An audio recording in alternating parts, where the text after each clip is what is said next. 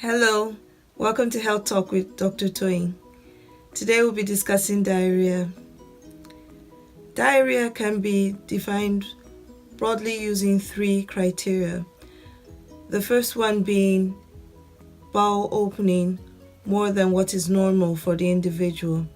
And we know this varies because for some people, they open their bowels 3 times a day, and for some people 3 times a week. Also, it has to do with the consistency of the stool, which we'll discuss later on. And the third way is through the weight of the stool. If it's more than 200 grams a day, that might be considered as diarrhea. As a rule of thumb, if the diarrhea consists of passage of small frequent episodes, it might be due to functional things like irritable bowel syndrome. If you need to wake up at night to empty your bowels and there's a lot of watery cupous stool, this might be due to a problem with the bowel. If there is passage of blood in the stool, it might be due to things like inflammatory bowel diseases like ulcerative colitis and Crohn's disease, or infections like Campylobacter infections, or more seriously in cases of cancer. We'll look at stool consistency to get a better understanding. The Bristol Stool Chart is a visual representation of stool consistency. Type 1 stool has separate hard lumps which looks like rabbit droppings, and this indicates severe constipation. Type 2 stool is sausage shaped but lumpy and looks like a bunch of grapes. This indicates mild constipation. Type 3 stool looks like sausage but with cracks on its surface, and some people say it looks like corn on a cob. This indicates normal stool. Type 4 stool is like a sausage or snake, is smooth and soft, and this is also normal stool. Type 5 stool has soft blobs with clear-cut edges and is passed easily, looking like chicken nuggets. This indicates a diet lacking fiber. Type 6 stool has fluffy pieces with ragged edges and looks like porridge. This indicates mild diarrhea. Type 7 stool is water with no solid pieces, entirely liquid, looks like gravy, and this indicates severe diarrhea.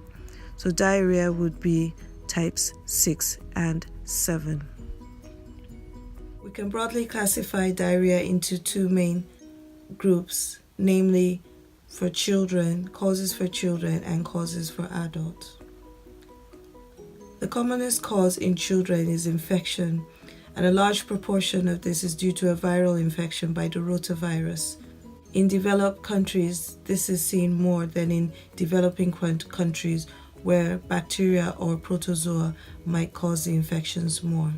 In developing countries where the baby is bottle fed, we find out diarrhea is more from the time of weaning to about 2 years, and this might be due to hygienic causes, while in the developed world it occurs in less than 6 months. Crohn's disease and ulcerative colitis can also cause diarrhea in children. Cystic fibrosis might cause diarrhea in children. Some dietary intolerance, like cow's milk intolerance, can cause diarrhea in children. In adults, infections can cause diarrhea. Inflammatory bowel diseases like ulcerative colitis or Crohn's disease might cause diarrhea. In situations where there's loss of the absorption area of the bowel, in things like celiac disease or where there's been a resection of the bowel, this might cause diarrhea. For those that have had weight reduction surgery with removal of part of the stomach, this might cause diarrhea. Some conditions of the pancreas might cause diarrhea. Other causes of diarrhea include systemic illnesses like excessive thyroid hormone in the case of thyrotoxicosis, or if there is some form of kidney failure and excess urea in the body. Some drugs can cause diarrhea, like antibiotics and laxatives, or those containing magnesium, cimetidine, and digoxin. Some functional things like irritable bowel disease or stress might cause diarrhea.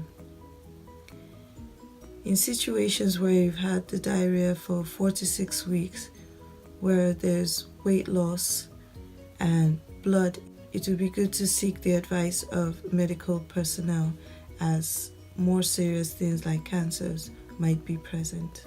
Stool sample might be sent to the lab in cases where infections are suspected.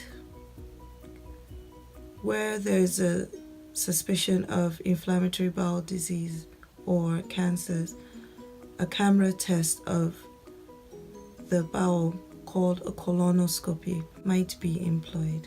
The mainstay of treatment for diarrhea would be to rehydrate properly. Need to avoid sugary drinks or foods, as this might worsen diarrhea. Oral rehydration salts, either those in the sachet or homemade, are good remedies. This is because it replaces the minerals that are lost through the diarrhea, and not just drinking water, which will not replace the minerals. Although it is good to drink water during this time. For children with diarrhea, it's encouraged to continue to give the normal foods to the child during the time of recovery from diarrhea. Need to maintain good hand hygiene at this time, where hands need to be washed after episodes of diarrhea. It's best to avoid medication to try and stop the diarrhea. As I said earlier, the commonest cause is infection, and if this is the cause of the diarrhea, the process of diarrhea itself is a way of the bug leaving the body, and the use of these medications will only put it back into the body and worsen the situation. For children, you need to exclude them from school for at least 48 hours after the last episode of diarrhea. And also for those that work, they need to not go to work until 48 hours after the last episode of diarrhea. In some cases, due to bacterial or parasitic infections, antibiotics might need to be used. But remember that antibiotics on its own can cause diarrhea. There are some types of diarrhea that need to be reported to the public health department in your country. I hope you enjoyed this. Watch it again, share, subscribe to my channel, and until next week, smile because it's healthy. Bye.